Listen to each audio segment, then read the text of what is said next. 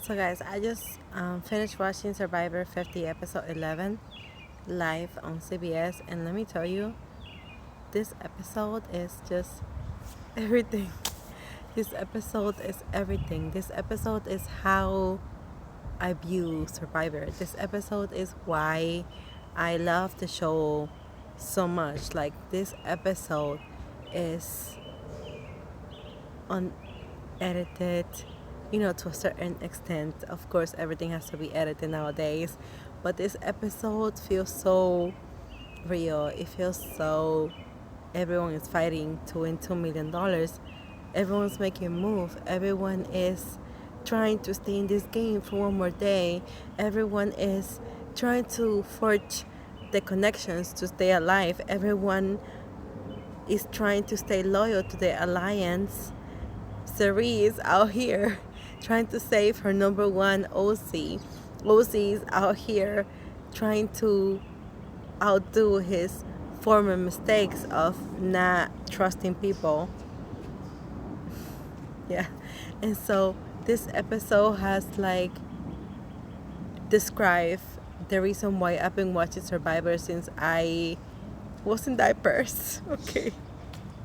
And so everything happened in this episode. Everything happened. I'm in nature because, as you can see, nature is the best place to, record Survivor. Nature. Okay. And so, wow. This episode just reminded me why, after so many years, I still keep watching the show, because I still feel this realness from the show that I don't feel from other shows anymore. Like, I can easily tell when something is scripted so much that I cannot tell what the show was actually about or what the show was actually trying to represent. Survivor 50 episode 11 doesn't have famous people. It doesn't have a catchy tune to get people to watch the show. It just has role players playing to their heart's content to try and win $2 million. Okay? And it was very wholesome. It was loving. It was gut punching. And I was out there with Cirie and her feelings when she couldn't tell Ozzy to play his idol. I was out there with Rizzo, knowing that Cirie wanted to send him a message to tell Ozzy to play his idol, but Rizzo is playing for himself. He's not trying to win $1 million for Ozzy. That does not mean he doesn't care for Ozzy. Rizzo really did care for Ozzy and appreciate the fact that he had been playing for Ozzy, since the beginning of the game. But Rizzo has his own game.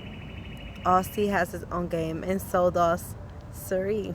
Plain and simple. And it was painful to watch because I could put myself in every one of these players' position, and they had $2 million to lose, and they wasted so many time away from their loved ones to be in this game.